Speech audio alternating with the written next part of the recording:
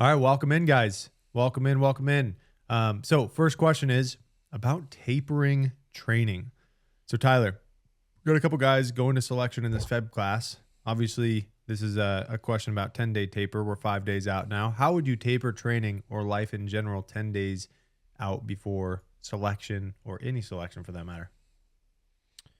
So always try to think about the physical and the mental aspects of tapering because the physical affects the mental and the mental affects the physical. So mentally, I want them to be as least stressed out as possible. Now, there's little tricks and hacks that you can do.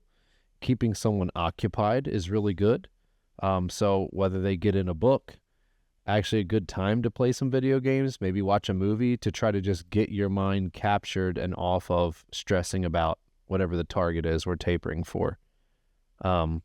Like you said earlier on a call, just kind of getting everything prepped and set days out can really help you mentally so you're not feeling on edge and then, packing at the last very minute. So those are all part of the taper structure. Now, when it comes to the physical piece, you're clearly backing off on some load so that intensity will die down and the volume will die down. What we see is there are some athletes that like to still rehearse some things that they're going to be assessed on. So that means you can still run, you can still hit cows, you can even still do some light rucking for maybe a mile or two or three, just to kind of go through the motions, just to kind of gain some confidence. I've noticed that with a lot of guys in the military, they really don't like the taper, even though they need it. Yes. So sometimes peeling in a 2-mile ruck at 25 pounds and just tell them to go for a walk if it's 7 days out can kind of put them mentally in a good place. So yeah, I like to peel back. Like, let's say you're 10 days out, that would be like an 80% session. So if your normal volume and intensity, let's say it's 100%, so the glass is completely full, that 10 days out would be an 80% full cup.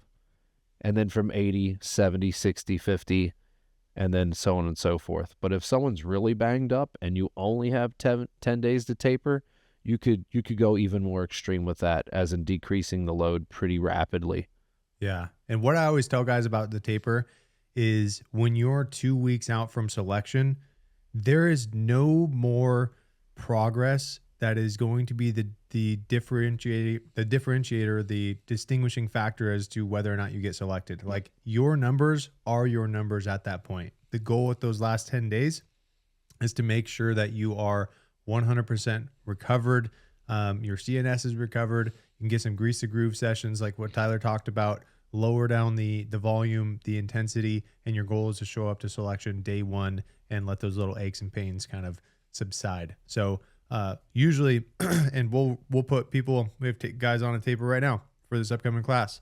And I like to drop a lot. I like to be a little bit more aggressive with the taper with military guys because guys want to train up until the last minute. So I'll drop it like 50% volume and be like, just grease to groove, RPE like 6, just getting some decent stimulus, but not getting a whole lot of metabolic response out of those sessions. All right, next question is, at what point do you decide to do something else instead of doing a strength session or running due to being overly stressed or just having low energy levels? So you wake up, kind of feeling like shit, feeling really depleted, like you're not really strong. Maybe your grip strength is feeling a little weak, which is a sign of that CNS fatigue. At what point is it better to just skip that strength session overall, or what would you recommend in that situation? If you're really novice and you're very clueless, please ask your coach before you try to make a decision. I think that's the smartest thing you could do. As you start to know yourself a little bit more in training, you can start to make some tactical decisions about yourself and what's a safe environment of training. Let's say if you're really sick, low energy levels, etc. Someone like myself who has a lot of skill and practice in a weight room could still be able to get, away with a very decent dynamic warm-up and just a back squat session while I'm sick and just call that a win. but maybe going for a run and blasting cows would make my symptoms get a lot worse. So it's kind of knowing yourself, and you can still chip away a small win. If you're really blasted, I tell everyone, usually the best thing that you can do is obviously nutrition, hydration, sleep, etc. But getting a dynamic warm up in when you're feeling bad and kind of executing like you're about to train can start to paint an easier picture for you to identify what you can or could not handle. So maybe it's the shapes and skills that make the symptoms worse. Maybe it's just getting your heart rate up, or maybe your body temperature. Once that thing cranks, you feel even more sick. So there's all kind of pings or indications for you to make decisions. But just sending it and trying to get the work done on the piece of paper is probably the worst decision you can make. Yes, 100%. Bridger, got a good question. I'm looking at your sessions right now to see which one, because it depends on the intent of the sessions. You said when doing box step ups while holding dumbbells, like during normal workout, not a carry circuit. Oh, I could have just read that instead of looking at your workouts. Is the emphasis on the weight or the grip strength? Should I throw on some lifting straps so I can lift heavier without worrying about the weight, or go lighter and focus on grip? Well, Mm-hmm.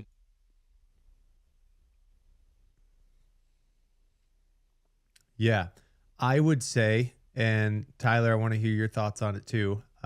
I would say with just a normal session, normal workout, if your grip is becoming like the limiting factor, you can use it. I would do, like, I'm looking at your session.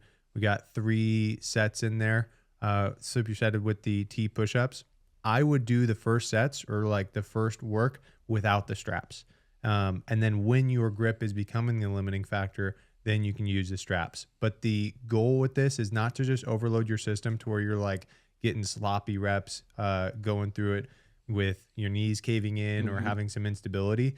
It is that full range of motion, quality stability, knee over toe, nice strong positioning. And if you can maintain that and continue to go up, then your grip is becoming a limiting factor. Then throwing those straps on and finishing out. Do you agree or disagree, Tyler? I completely agree. I think that grip is such an important aspect of what you guys are getting ready for, that you should always try to utilize all the grip that you have before you go to straps and increase the load. Yeah, straps are great. They're a great training tool, but they should be used when grip is becoming the limiting factor to hitting those bigger movers, not just as a default. All right. Yes, sir. Dude, got to get you out here for the next event, dude. We'll have to change it up for you and get you out here, but super pumped to see you at all of them.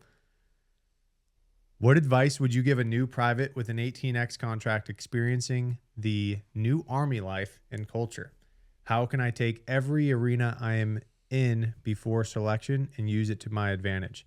So a new private with an 18X contract. This means your experience is going to be going through OSUT, going through infantry school, going through airborne, which is potentially going to change in the future, and then getting out to student company. So you're not going to have like the unit challenges or really dealing with like leaders that you work with on a daily basis. What you're going to be dealing with is your peers inside of that environment.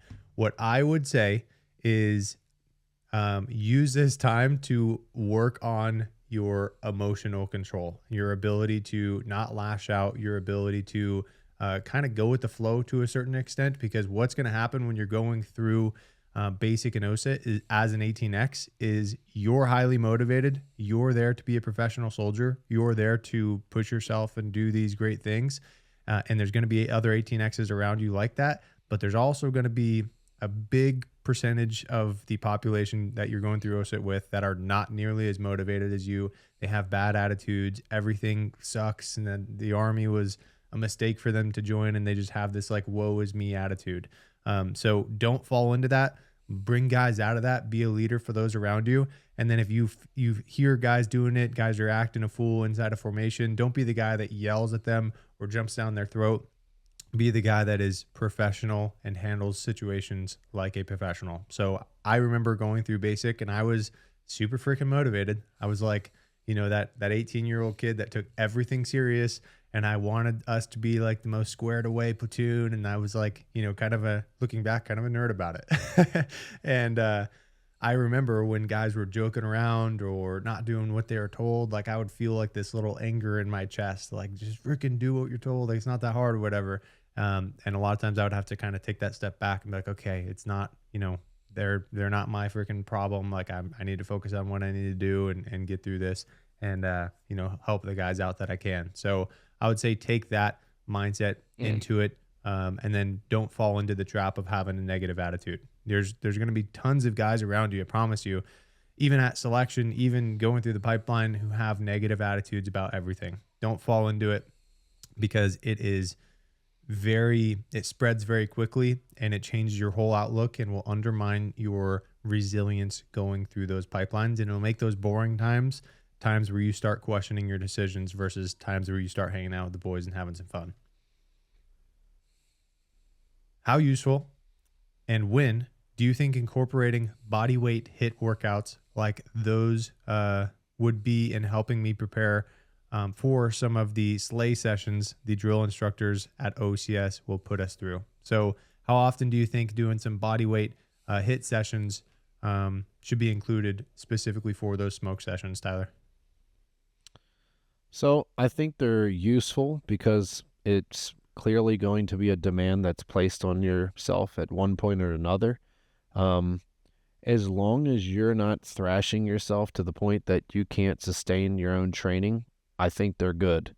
I'd say for most folks, a maximum of maybe once a week would suffice. There's really no need to go 3 or 4 times a week for those high body weight hit workouts where you're really torched. Maybe maximum at 2 times a week if it's definitely going to happen to you. But one every week, let's say if you train for 12 weeks, will still keep you pretty sharp on those positions.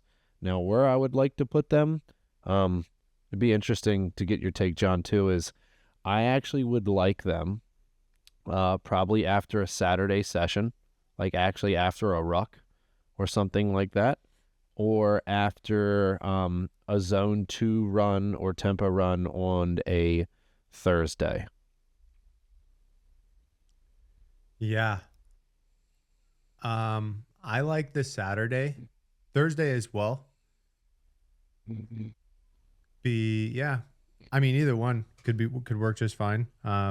And some guys we have doing like a tempo run and a ruck on Saturday. So I would just have that hit session essentially replace the tempo run. So it'd be like ruck and then kind of a smoke session. But Exactly. like you said, it doesn't have to be super crazy, tons of stimulus throughout it. You're going to get smoked in the Army. And no matter how much preparation you have put into getting smoked, you're still going to hit muscle failure. Like that is just part of the game. There's just no way someone's going to be in the front lane and rest and do push-ups for 45 minutes straight. But they're going to tell you to. And every time you freaking slouch and put your butt up, they're going to yell at you. But it's just part of the game that you play. And you are going to get to muscle failure. Even being super fit, like even at my fittest, going through courses where you get smoked, it would hit muscle failure. Might be later than someone else, but you will get to that point. So don't think that you're going to go in there and just walk through those smoke sessions, because they'll just keep smoking you more until you start failing, and then see how bad you want to be there by how far you can push through that pain. Kyle, he said, Coach Tyler mentioned tips on handling stress during tapering. Can you expand on that? As John knows, I'm always stressing about all the data, all the numbers on my Garmin app. Screw the Garmin app, dude. That's like one of the worst ones. And that stays in my head all day long. Always. Tyler doesn't even like wearables. I like the Whoop. But Tyler's like an anti-wearable guy. I'd be interested to get a Whoop now that I'm not competing and just doing operator training. I think it'd be interesting. But yeah. My advice to this dude is you're not going to be able to see any data being assessed anyway when you're at course. So just like ditch all that stuff right now. You've already put in all the work. So like looking at data isn't really going to help you, and it's probably only going to hurt you. So definitely get rid of all that. If you want to look at anything, look at the body of work you've put in, whether you're plugging it in on the app or on a piece of paper. Look at all that shit. It's substantial. It should boost your confidence. If you want to kind of stay in the zone, watch clips about Green Berets, about whatever pipeline you're going to, and try to get more pumped up and excited than stressed. So Yeah. like if we're going to crank your, that fight or flight response up, I'd rather it be excitatory and positive for you than more of a worrisome. Yeah. And we spoke, and obviously we spoke today, and you've dropped almost a minute off of your runtime in a short period of time, couple weeks. So that is like a clear indication that what we are currently doing is working. We just need to continue doing it. I know the timeline is a little short right now, but all you can do is control your actions on a daily basis. So what I recommend, and like, all of us kind of wax and wane with the things that we're consistent with in our lives. But when I feel the best and I have like no stress in my lives, it's when I wake up and I attack the big things in my day I know I need to get done. If they're hanging over my head all day long and things come up and then it pushes back and then I'm like trying to squeeze it in while trying to do all this other stuff, I'm distracted trying to do multiple things at once, my anxiety's through the roof and I feel like I was a failure that day. So I would say really prioritize the big movers in your day and the things that you know are going to move you in the right direction. Like training wise, eating, making sure, training, eating, making sure our meals are squared away. For you, sleep, and then logistically making sure that everything is squared away as you're getting ready to ship out. Making sure your family's taken care of, all that stuff's taken care of. You spend time with your family and just being present and not stressing about every what if that the future holds. How do I increase my appetite to fulfill my macros? Just started the program. Remember, I don't know. It says Zoom user, so I don't have a name, but we did a podcast a couple of weeks ago. And the first thing we talked about was, when a lot of guys come in the program, they feel like it's a lot of food, and that's because it is, and you might not be used to eating it. So I'm going to dive into your question in just a second. I'm a pretty slimmer guy, and eating 3,000 calories is definitely a struggle for me. It feels like I'm bloated trying to force this food down. Thanks. So yes, so the number that we put in there is basically based on your height, weight, age, sex, and activity level for the plan that we have in there for you. So a lot of times it's a little bit higher, especially for someone who's a little bit slimmer, and maybe our goal is to have you build some weight. So if you need to reduce the calories short term, just to give your body a chance to adapt to it and your stomach be able to withstand that volume of food, then you can drop it down by about 10%. As that becomes more manageable, you're not bloated, feeling like shit all the time, having a lot of gastric issues, then we can just inch it up over time. And the goal is to get to that 3,000 number mark. But if you're like, stuffing yourself and you feel like your stomach's going to explode and you're having some GI issues or constipated even, then it's not going to be a benefit to just jump into the 3,000 calories and force yourself to eat it. You can stair step up to that point. For learning my zone runs and seeing sleep and recovery, I enjoy the Whoop. My captain wears one as well and loves it. Yeah, I got the Whoop. I love it. It's really good. Sometimes it tells me I sleep like shit and I still want to train. So that's the only problem. But overall, pretty good. How long have you been wearing one? I wore one while I was on a team initially for a year. And then I took some time off of it. And then I wore it when I got out of the military for 6 months, took some time off, and then I just got back on it. So typically what I do, because they have a really, I would say the coolest thing about Whoop is they'll provide all of the data of what affects your sleep positively or negatively. So every morning I built out like a quiz or like a questionnaire that I fill out. Like, did you wear blue light blockers before you go to bed? Did you go to bed at the same time? Did you sleep in your own bed? Did you use your phone before bed? All those types of questions. Um, and it will turn all of that into a big document and then send you all the data every 30 days. So when I was on a team, I took all of that data and I was like, okay, I know if I drink, my recovery is terrible. I know if I sleep at the consistent time, my recovery is good. Basic, like the basic shit.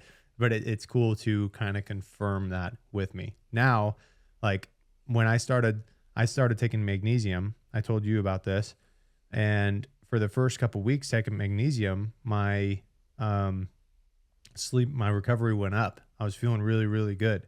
And then at like week 4 of taking magnesium, obviously we have a 9-month old. So a lot of times she'll wake up in the middle of the night crying and then stuff like that. Well, I would have a really hard time getting back to sleep after she cried and she woke me up. But the nights I didn't take magnesium, I could fall back asleep a little bit easier. So being able to just kind of track that data has been pretty cool. It would be a good idea to have a tab in the app where you could look at the overall data of your runs, rug, cal, like the end of week, end of month, etc. I know. And we have like a progress tab on the coaching side, and they've had this like monthly reports thing, and it says coming soon, and they've had it saying coming soon for the last like 4 months. So I want that too, because it would be much easier to do that and see the monthly reports versus going to all the individual assessment sessions and 2-mile runs and speed sessions. So yes, I agree. To the Zoom user, definitely watch the video, only these steps. I thought John and Tyler appreciate that, man. Yeah, the top 6 steps or top 9 steps that Tyler broke down. I think it was pretty solid. Feel like this helped tremendously. Feels like I'm hitting my goals and not dreading eating. Hell yeah, man. You got this. You're not the only one. You're not the only one. A lot of guys. Speaking of having a 9-month-old, I have a 14-month-old and 1-month-old. Congratulations, man. That's freaking awesome. This might be a huge ask, but do you have any advice for a dad trying to gain his health back? Tyler, I want to hear your thoughts on this as well. Be patient with yourself. Yeah. It's like I had more injuries these last 8 months than I've had in years. Why?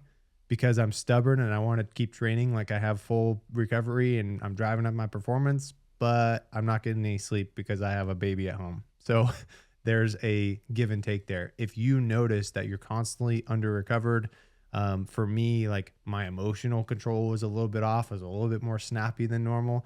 Notice start certain things like that. You get aches and pains a lot more frequently. Like those are all things and indications to be like, okay, maybe I'm not recovering optimally. Maybe you have a whoop, and I need to dial back the volume of the training or the intensity. For me, I dialed back the intensity of my training, and a lot of those aches and pains start clearing up. Still sleeping like shit sometimes. Like right now, she's sick, and last night got a couple hours of sleep. But being able to taper the training, kind of listen to your body a little bit is good. Tyler, you have a couple kids. What has worked for you? Were you competing when your youngest was born? No. The day that I kind of got married, adopted my son, was the day that I was like, I cannot do this because I go all in too much. But like I told you, my son, for his like, was it his 7th birthday? We were like 6 months out, and he's like, all I want for my birthday is to see you compete in Olympic weightlifting one more time. And that was brutal. Like training up to that, I felt like I had so many injuries just trying to get through that. But yeah, my advice to you is just depending on your personality, I like to be in control. That's like, it's a dual-edged sword, right? Control the controllables. So if you know your sleep's just going to be up and down, zigging and zagging, then like there's nothing you can do to control that. So don't worry about it. Just handle everything day by day. But you can control your hydration, and you can control what you put into your mouth. And sometimes you can do better than other times. Like if you're just managing babies, like I've been there. But there's certain things that you're going to find that you can control. You can also control your peace of mind, getting away when you know you need to get away, or being present when you know you need to be present. And then finding these gaps of time when you can agree with your spouse or with whoever you need to get your work in. And just if you focus on like, hey, I know that each day I'll have 40 to 60 minutes of controlled time for me, and you just find out where those times are in the day and you hit those. That's all you can do. Yeah.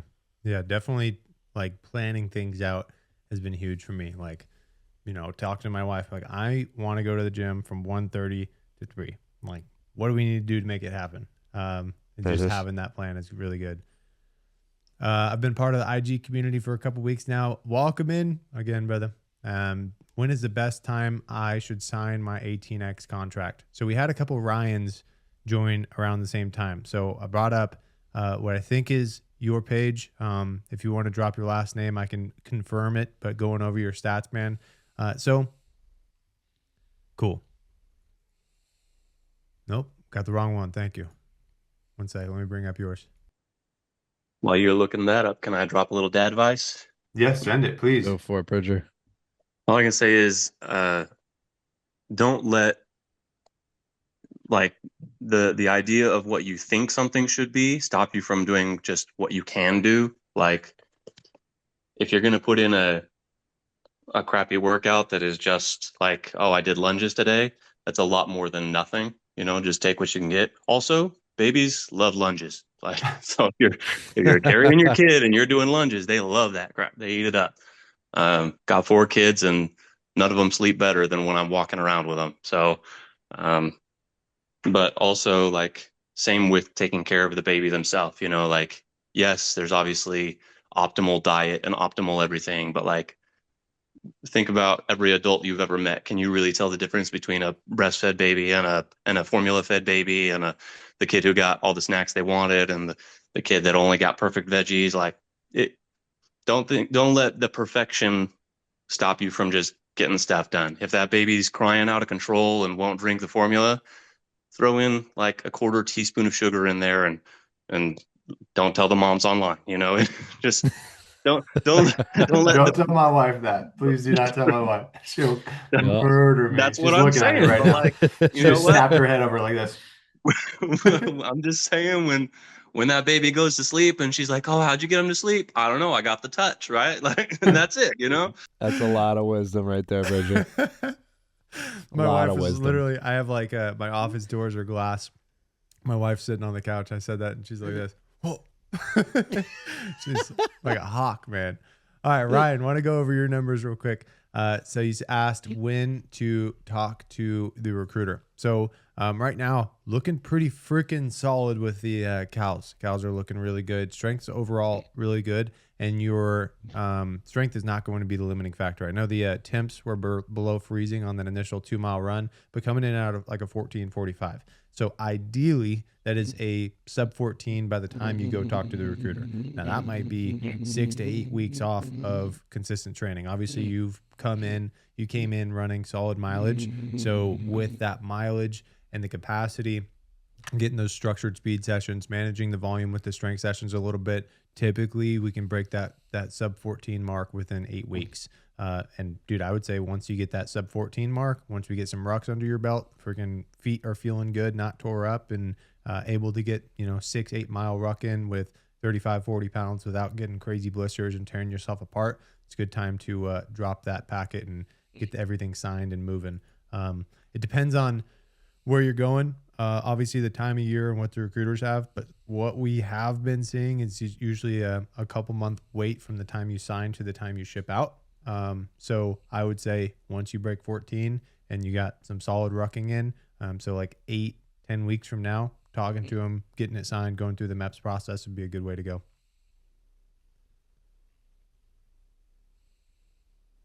All right, Dylan, do you have any recommendations for what to look for when buying protein powder? I've been using Thorne because of high leucine content, but I'm having a hard time getting it, so I had to switch to another brand. What's your favorite protein powder, Tyler?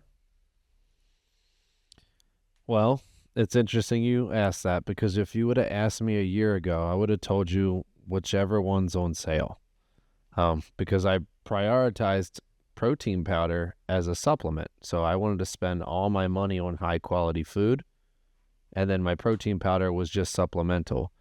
Now this year, just because of time, scheduling, just agendas, I use protein powder quite frequently to just try to get those macro requirements in. And what I've noticed is once I switched to a protein powder that was either isolate or concentrate, it worked better for my digestion.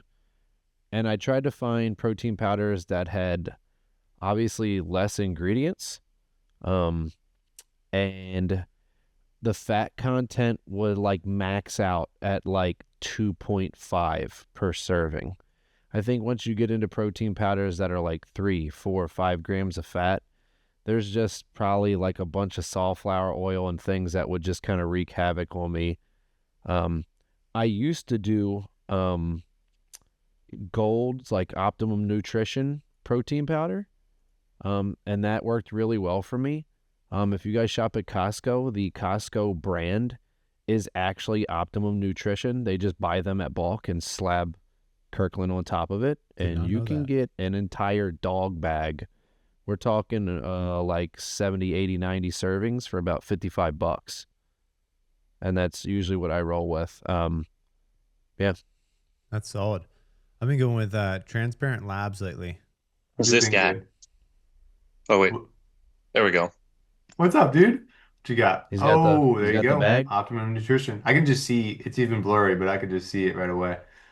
Yeah. I don't know why it's blurry. It's not a face, that's why. No, that's solid. Yeah, that's good. I never knew that Costco was the same brand, just labeled differently. So it's white labeled by Costco, essentially. Yeah, Very they just go in and buy it and put Kirkland on it. Yeah.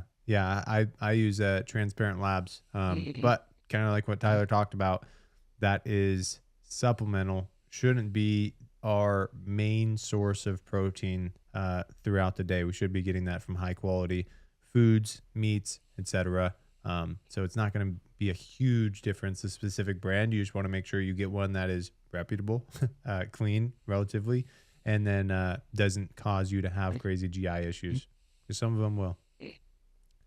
Are you able to sign right into an 18X contract? I called an SF recruiting station in VA and was told I had to sign a normal active contract and then drop a packet for 18X. That is crazy. And I see Ray answered it as well, former recruiter here as well. That's great. But that is the 18X contract. It is built for guys coming off of the street. So that recruiter doesn't know what he's talking about. I'm trying to think of like a situation where he could possibly be right, but I can't. Ray mentioned he might have been a SORB recruiter, which only recruits to active duty individuals. And that is true. You are, but like there's no special forces recruiters unless you're going to the National Guard. If you're going active duty and you're going 18 X-ray, you're just talking to a regular recruiter. And some of those guys, well, a lot of those guys just come from the regular Army, regular backgrounds. You know, maybe they're a 42 Alpha, human resources, whatever.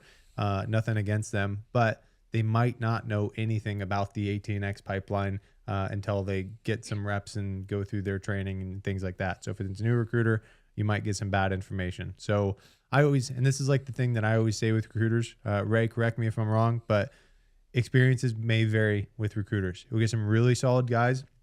I'm sure Ray was one of those really solid guys that like goes out on a limb for you, makes sure to take care of your dudes.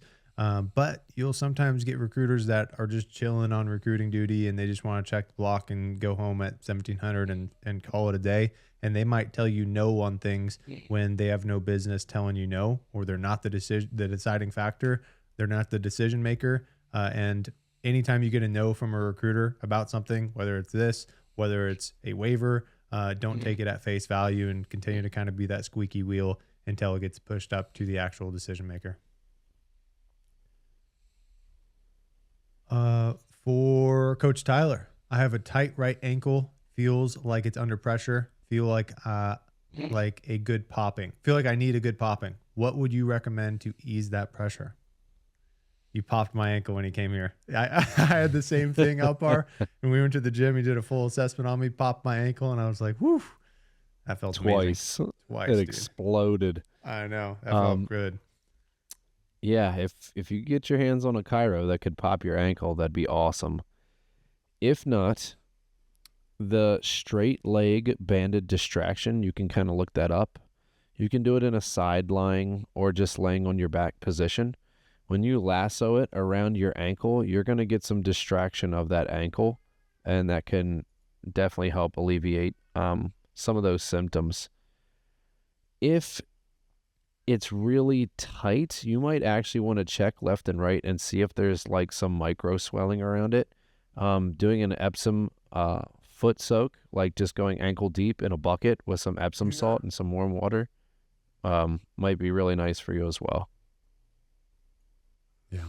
I was going to share the screen on the straight-legged banded distraction, but we have it in the app too. If you need to take a look, just let me know. We actually just did a video where we did that inside of the warm-up, so I can send you that as well. My protein. I used it for over 10 years. Never had any issues with it. Love it. Love it. All right, next question. How does an animal-based diet, meat, fruit, dairy, honey, support training for selection? Okay. First thing I want to talk about is digestibility. Depending on, who you are, dairy's the one in there that can kind of get a little 50-50 for most folks. But good quality animal-based food, meats and fruits, dairy and honey, tend to be extremely digestible, and they're packed rich with micronutrients. They help fuel our bodies in a way that we really can't get from processed food. So I know I like sugar, and it was one of my top 10 sups, to where you can utilize some candy and simple sugars to fuel your ruck, to help store some glycogen.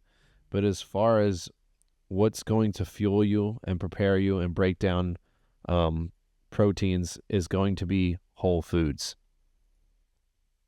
Yeah, 100%. And I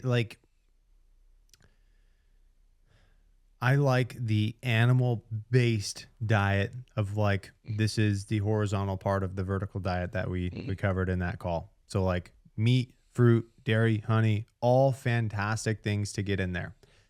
But training for selection is not the time to go into a very highly restrictive diet.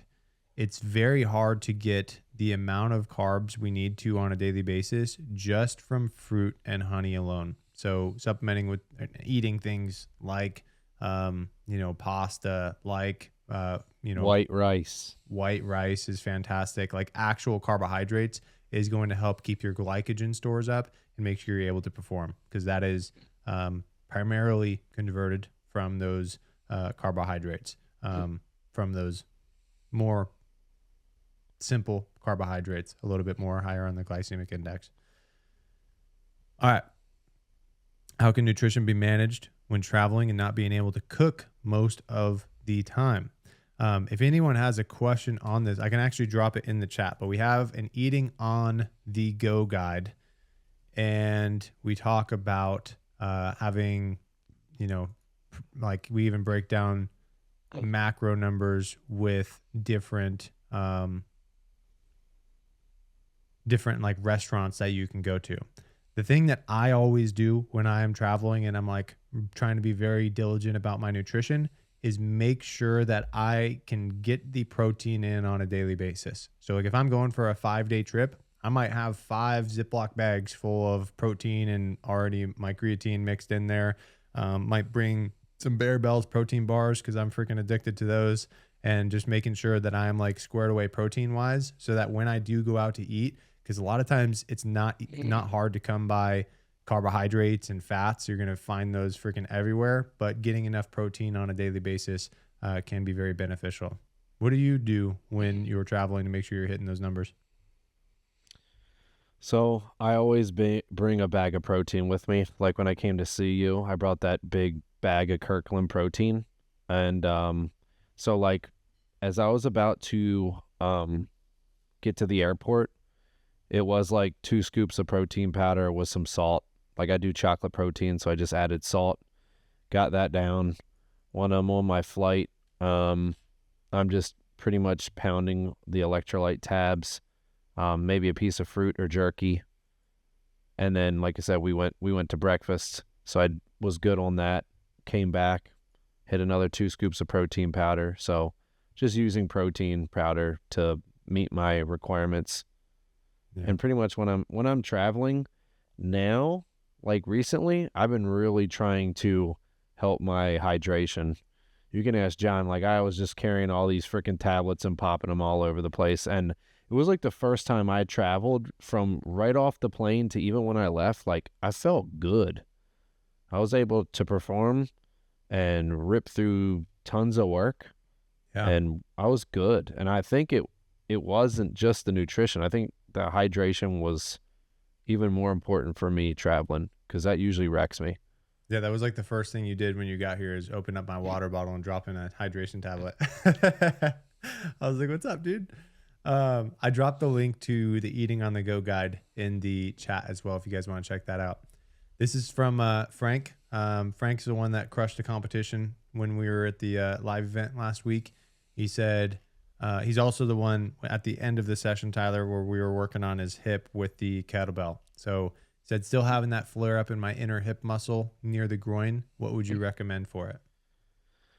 So since we went over some mobility and some lengthening things, and you still have that flare up, my next go-to would be isometrics.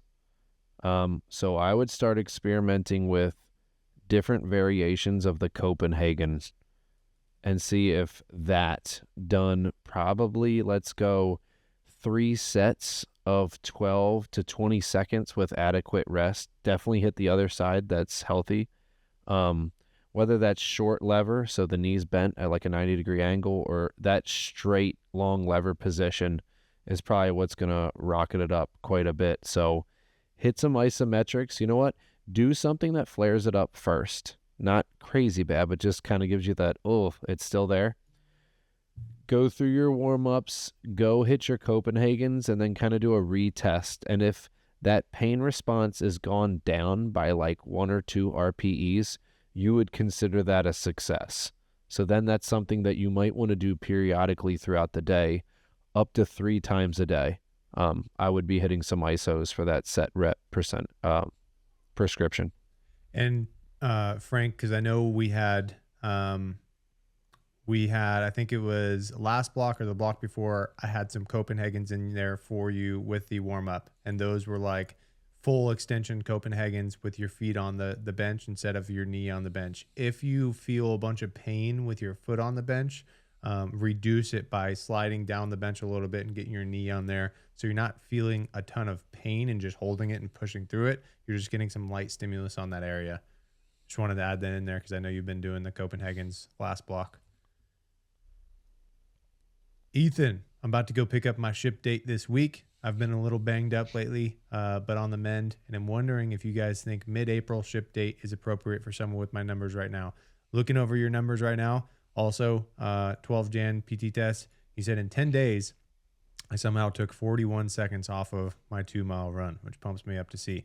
But yes, your numbers are looking pretty solid. I'm looking to see when we have the next assessment scheduled for you. But listen to this, guys. Push-ups, 95. Pull-ups, 18. Plank, 311. Run, 1422.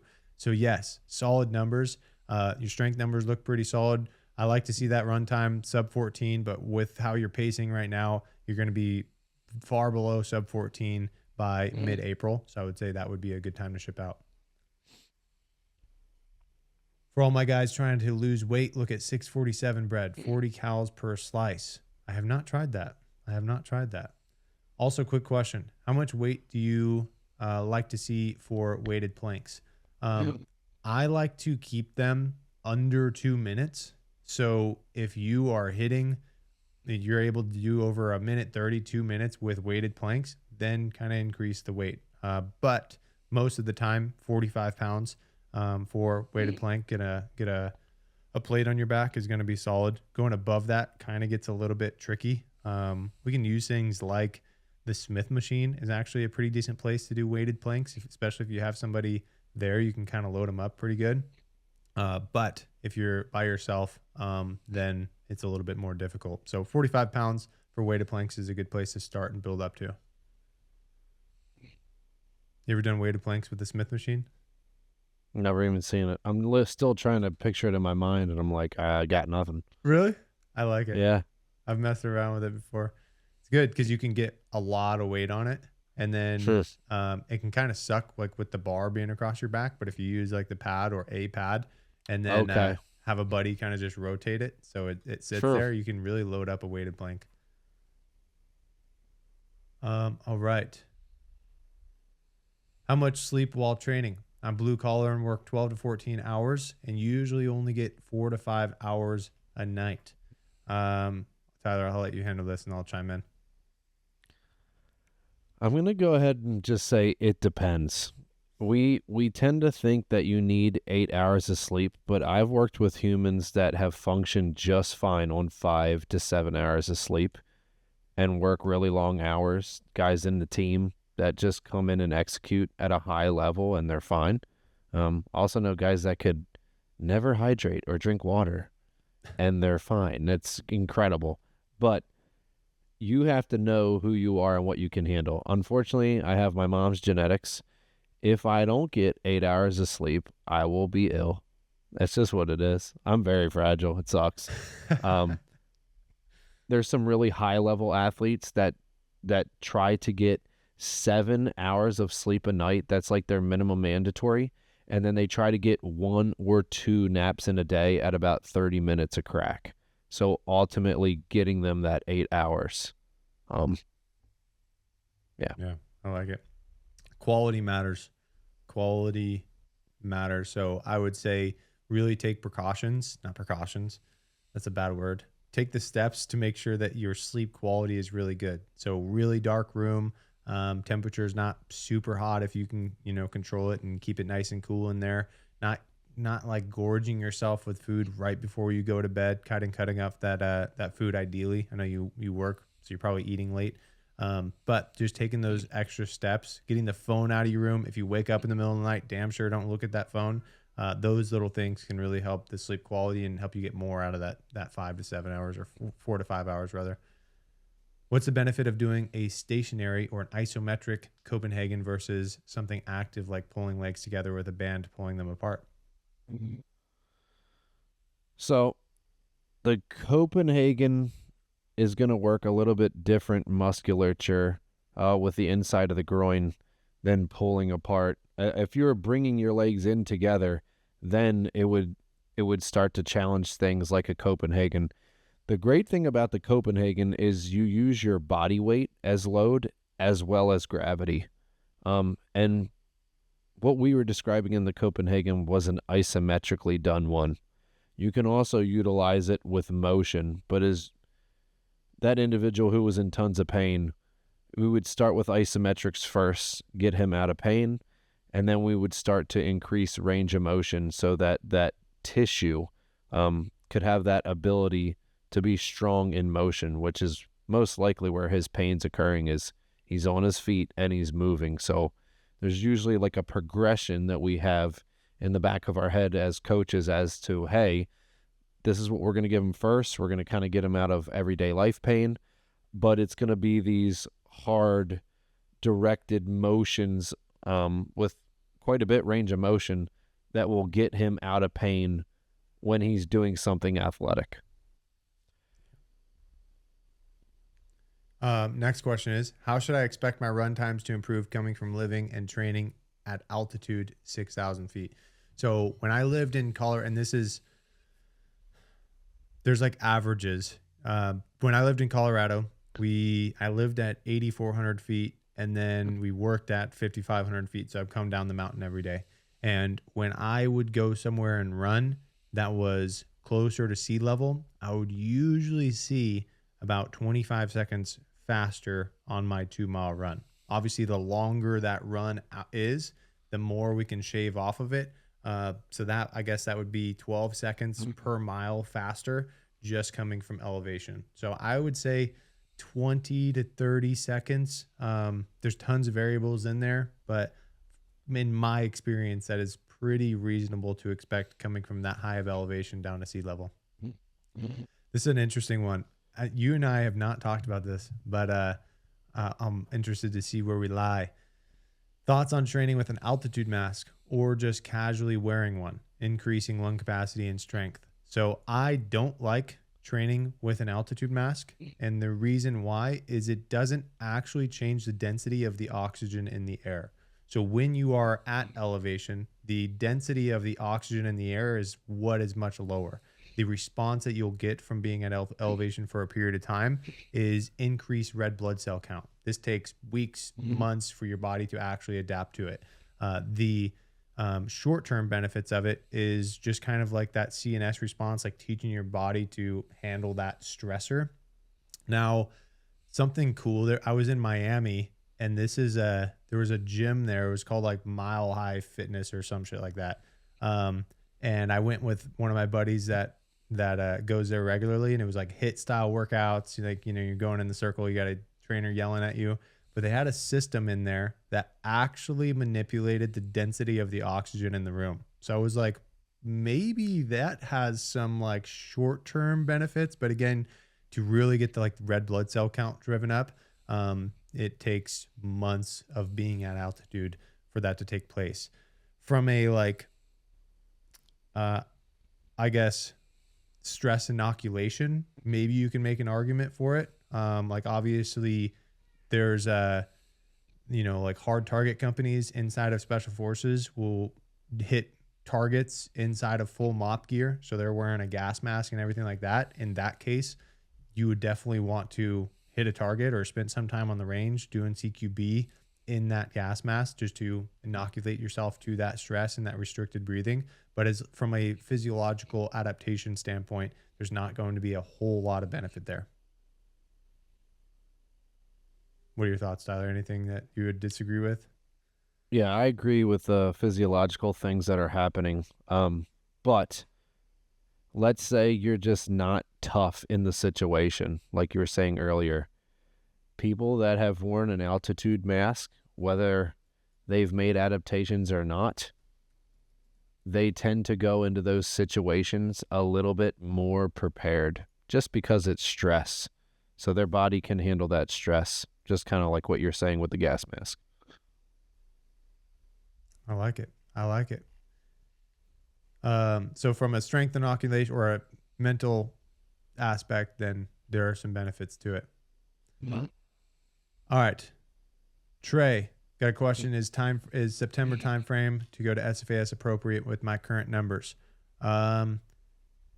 So 45 push-ups, got to get those up a little bit. 7 pull-ups, got to get those up a little bit. 1640 on the run. Obviously got to improve that. September is doable with those numbers. Now, am I guaranteeing you're going to be ready by then? Yeah, pretty close. You can absolutely be ready by then. So it's going to take work. Obviously, you have a really high exercise compliance, so you're freaking crushing it already. Making sure that we are covering down with the nutrition and recovery outside of the gym is going to be solid. Looks like you're, week 4 right now. So we'll retest you in a couple weeks and kind of see where that progression is leading. But with where your current numbers are at, being ready by September to ship out is absolutely doable. And we've seen guys go from, this is like a rarity, so I'm not like saying this is going to be everybody, but I've seen guys go from like 1730 down to 1315 in the matter of 4 to 5 months. So it is doable to see tremendous progress, but it does take locking in. And it looks like you are already on your way, being very consistent. So yes, if you keep doing what you're doing, September is realistic. All right. Next question. For sure, man. Keep working hard. You're already freaking crushing this first block, man. How would you define durability in a tactical sense? And what are some things you can do to build durability? Kind of going back to my first question, there's durability in like the mental sense, and then the physical. In the physical realm, which clearly I'm more familiar with, we can start macro and work to micro. So Durability is simply put, can you sustain the demand? So what is the demand? Well, the demand isn't just when you're out on kit, it's in the air, in the water for some folks.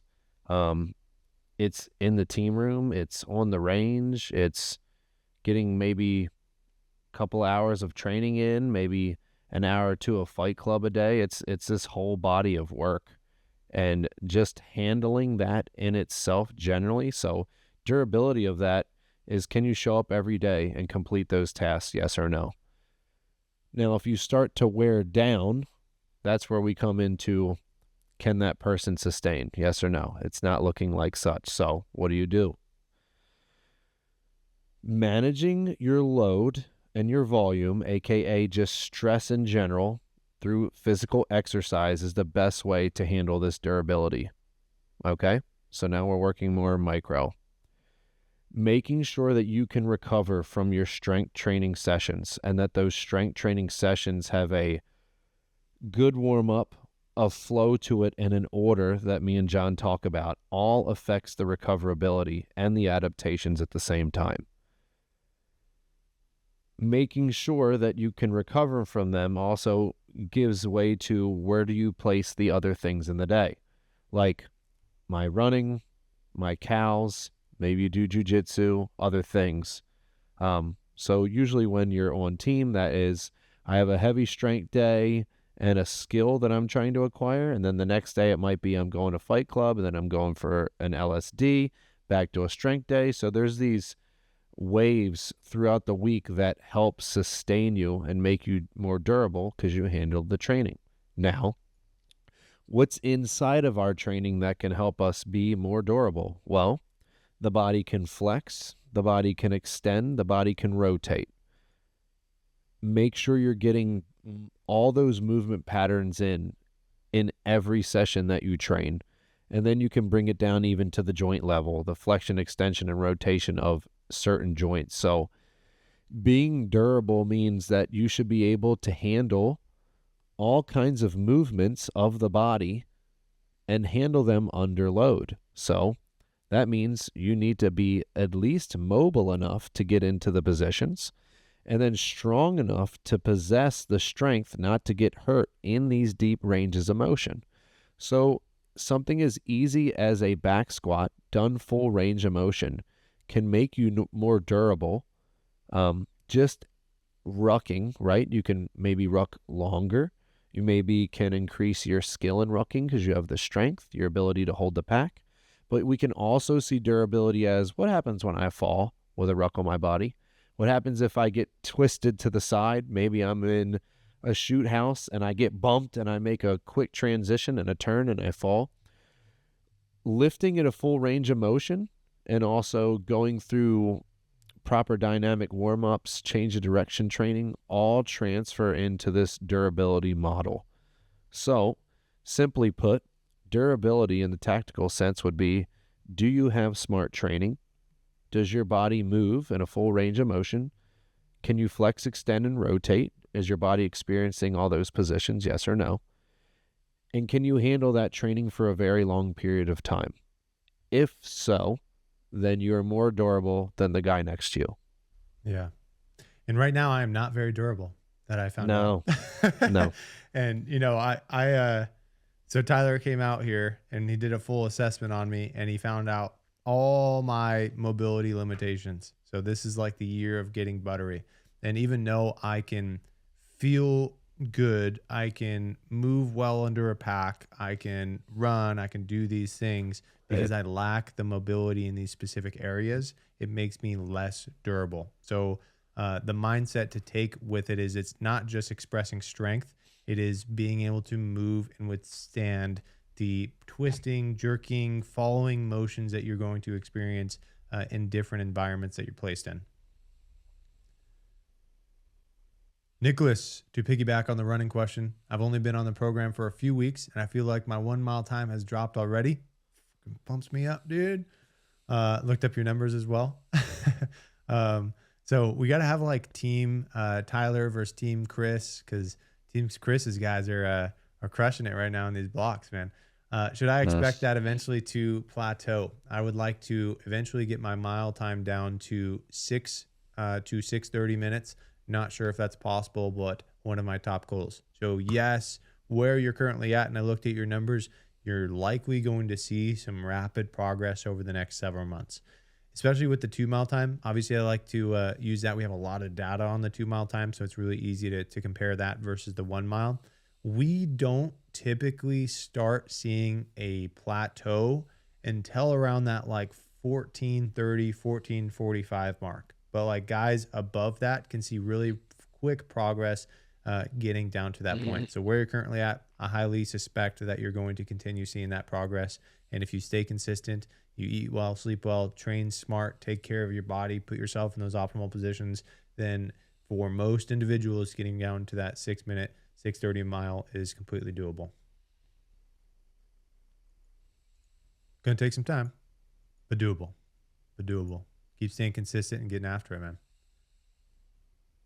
My understanding of SF units is they follow rotation of pre-deployment, deployment, and training phase for their teams. Is that the case? What did your training phase look like? Was it completely up to the discretion of your platoon commander? And much of how much was structured versus on your own time? So there's no platoons in special forces. It is you have your group, you have your battalion, your company, and then the individual teams. That company has a company sergeant major versus a company first sergeant that you'll see in other units inside of the military or the army. And then each team has an E8, which is the equivalent of a first sergeant as the team sergeant. So the way it works is basically all of SOCOM and first SIFCA or first Special Forces regiment is trying to get to a 1-to-3 dwell time ratio, which right now it sounds like they're pretty spot on with. So what does that mean? It means if you deploy for 6 months, you will not deploy again for another 18 months. And throughout that 18 months coming after deployment, there are cycles. Usually right after a deployment, this is when you'll see guys, you'll like take all of your leave. It'll be pretty chill, a lot of stuff on your own. You can go to schools. This is like where you can push for, SIFSIC or Sephardic or whatever schools that pop up that slots are available for. You can even push for Ranger, Air Assault, all that shit. This is like the time to do it. As you get deeper into the training phase, then the different teams start getting their missions for this next upcoming deployment, and the training will be scheduled out on that. The commander of the company will come out with like his requirements, what he wants to see the company capable of doing, and then you have like a mix of company required training, like the company training as a whole, going on a trip, doing stuff like that. These might be like 6 to 8 week trips, but you'll also see a lot of team driven training. So they'll give, team sergeants and team leaders left and right limits of like, these are what we want to see our guys capable in. You guys can figure out how you want to do it. And that's where the fun training is. With our team driven training, my team, we did horse training where we learned how to pack horses for 2 weeks. So the first week was all horsemanship, and then we learned how to like pack up have a pack horse and do all that. And then we did a 16-mile infill with a pack horse, and we had like saws and mortars on the strap to the side of horses. We did that. We did like wake med, where we did a lot of like really freaking cool medical training with some PJs. So there is some cool training to be done inside of the team driven stuff. That's like the really fun time that you'll experience on a team. I need Coach Tyler in my life. Yeah, dude, that's why I'm trying to get him to move to Arizona. I need Coach Tyler in my life too. One weekend, dude, I felt so good. Seriously, I feel better than I have in years from one weekend with this dude. Like I think like obviously online you are super knowledgeable, but in person it just really shines like how much you can help. Like the in-person cues and like the assessments this last week like really opened my eyes, and I was like, damn, I learned a lot. Yeah, next event, that's all we do, man. All right, why does my first mile feel so awful on my runs but later miles feel good? When I was at Oregon, and there's professional Olympic track guys there practicing, I noticed that they would, those guys live on a track. They might spend 2 hours on a track for a practice where they might have to hit one or two things. And they would always warm up really, really well because they're pros. And they would always hit like at least an 800 meter suboptimally. Like let's say an RPE 6 to 7 at 800 meter before they would crack a mile, like if they were going to go hard and kick the mile. I would always say that, you know, you go through your warm-ups, you're like neurally stimulated, you're ready to go. But that's kind of like the football coach in me. I think there's something with these longer distances where the body really needs a lot of reps, a lot of time on pavement, time on track to really get lubed up and ready would be my word, to be truly warm. That feeling where you would get done your mile run and you notice like the bottom of your foot is like super warm, your calves are super warm, everything's open and full of blood. So I have always found out that if you're not really methodical with your warm-ups, like I would say most of us aren't that methodical with our warm-ups. We're just warming up. We're doing what everything is listing on our app, and maybe we do like a nice little 400 meter like wake up run, and then we're trying to crank these goals that we just might not be ready enough. And that's my scientific explanation of why that first mile always doesn't feel right, but the ones after that really shine. Yeah, I would also say a lot of times in that first mile when you run, it's hard to get your breathing under control. And what I focus on and I feel best in when I'm doing a 2 mile and I'm like, you know, that felt smooth the whole way through, is I'm trying to get my breathing into my rhythm as quickly as possible. I'm trying to get into my breathing rhythm as quickly as possible. So I'm trying to match it with my pacing. And that's why I always tell you guys, like on these zone 2 runs, on these extended tempo runs, like that is our time to really drill that breathing rhythm. And for me, I like that 3 to 3 or 3 to 2 rhythm match to my pacing. Every time my left foot hits the ground is one pace, and I time it based off of that.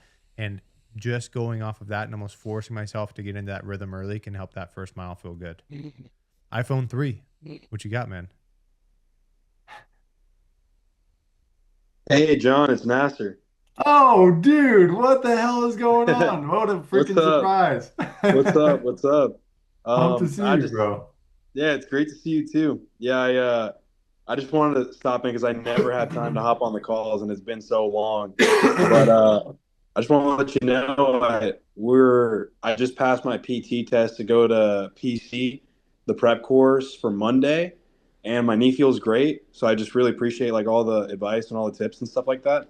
Oh, And yeah. I'm feeling good. I just wanted to ask if if you had any advice going into the prep course, and just any words of wisdom as I take that next step. Yeah, dude, that freaking pumps me up. It brightened up my night seeing you, man. So I mean, nothing crazy. You know what to expect at this point. Like you got all the G2 from the dudes in student company. Like you know what's coming down the pipeline in PC. Just be thankful that you have the opportunity to go through it, man. I think kind of like what we talked about earlier, and you might have experienced this through your time in OSA. Like you'll see guys get down on themselves, you know, negative mindsets. Maybe you have a PT session or a test that doesn't go great, or you don't feel really good and crush it out at PC. Just maintain a positive attitude, fly around, make plays, and have fun with it, man.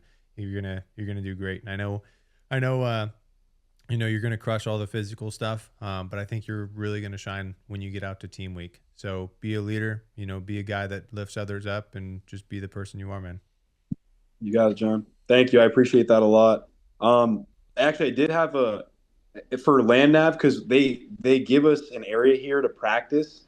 So I'm kind of having an issue like when I can get myself to the area, but finding the exact point, I've been having issues with that. So would you say like it's best to use like a box method or like a clover leaf? Like what was your kind of go-to strategy for land nav if you were in the area but you just couldn't find the exact point? Yeah, that's Area J, right? Yes, Area J. Yeah. Yeah. I've spent quite a bit of time out there.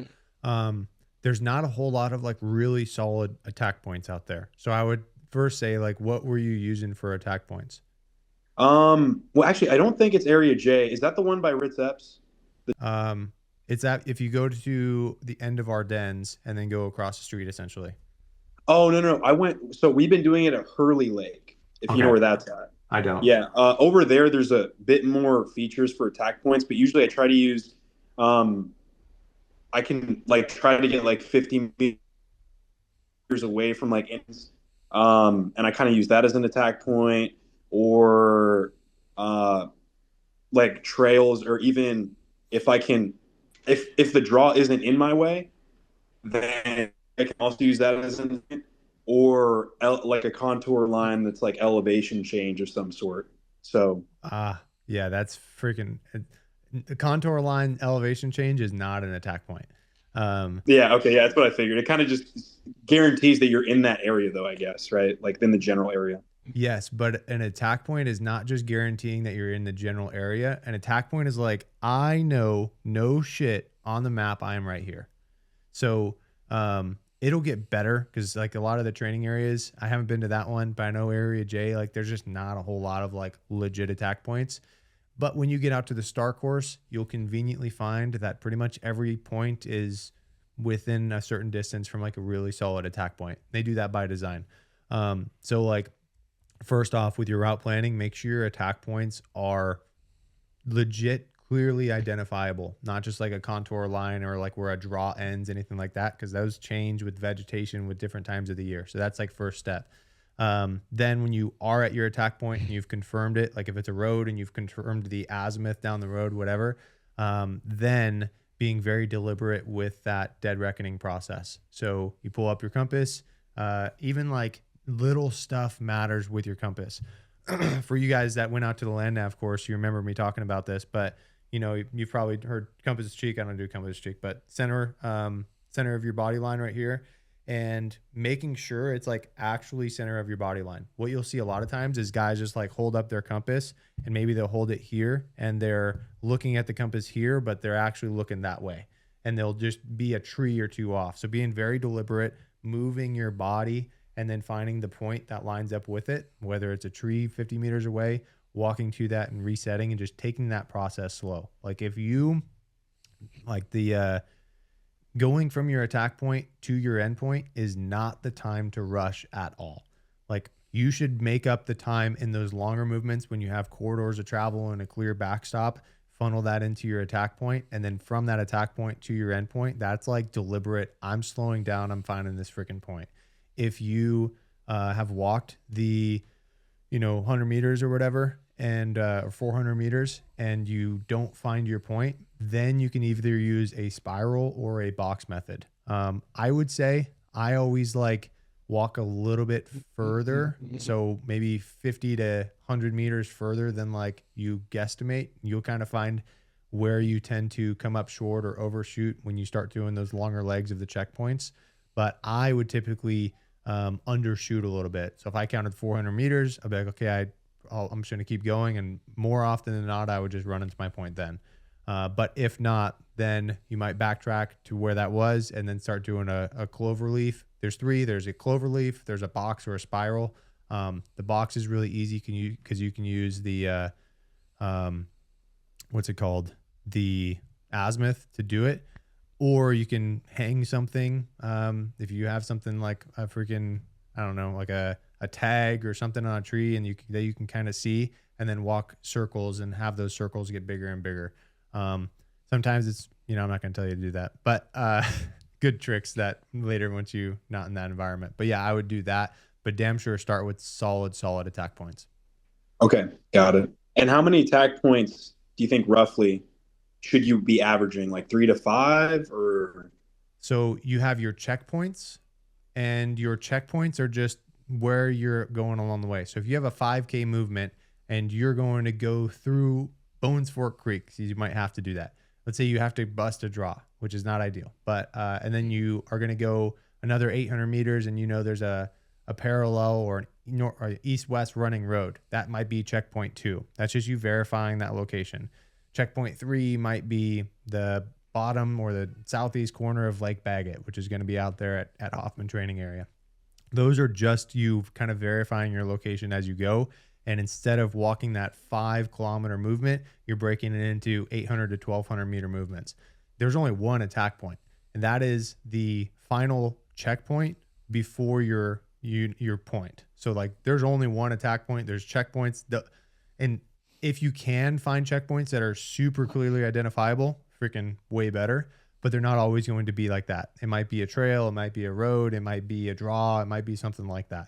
But your attack point is what you want to be very identifiable. So there's checkpoints and then one main attack point and then your point. Yes. Got it. Yeah. Okay. Got it. Yeah. Yeah. So when you're sitting down to plan your route, you should, plot your start point, plot your end point. Okay, what is all the terrain here? What's like the general route I want to take? Okay, this is going to be checkpoint 1, checkpoint 2, checkpoint 3, attack point, and then I'm going to go 400 meters at a 72-degree azimuth, converted to magnetic, of course, and then that's how I'm going to find my point. Does that make sense? Absolutely. That does make sense. And do you think it's okay to add a little bit of distance to avoid a draw? Or would you say, like, would you give that advice? Yes. Yeah. 100%. And then they're even more nasty out at Hoffman training area. So if you have to add a kilometer to go around a draw, then yeah, especially if it's Bones Fork Creek, do that. It's going to be better. Got it. Yeah. Cause it might, some of those draws, like you're probably going to be in like the April or May class. So the vegetation is going to be a little bit thick out there. It's going to be wet, sloppy. So going 1,500 meters out of your way, traveling over navigable terrain might only take 25 minutes, but you can get caught in one of those draws and spend 2 hours. So navigating around it, even though it's a little bit longer distance and it seems counterproductive, can save you a lot of time. Okay. Got it. I think I hear that too. All right. Well, I'll keep up with the practice on that. And I just wanted to say, like, I appreciate the inspiration, the motivation. We talked over a year ago probably, and I was like doubting myself a lot, but I feel very good right now, and I'm pretty confident. So I just appreciate your programming and your help and everything all the tools you've given me. I'm successful here. Pumps me up, man. Now it's time to go execute. Let me know how it goes once you find out. Yeah, I got it. Thanks, John. All right, brother. Talk to you soon. All right. A family friend of mine wanted to tell you about he loves your programming and that it's helped him fix a lot of old injuries. Hell yeah, man. That's awesome. That is awesome. Tyler mentioned the OLP. We have our longevity protocol that he built for a lot of the common issues. It's been helping me a lot. All right. That looks like all of them, guys. So appreciate you guys joining in tonight. That is all I got. Let's finish up the week strong. And then again, as always, if you guys need anything on our end, do not hesitate to reach out.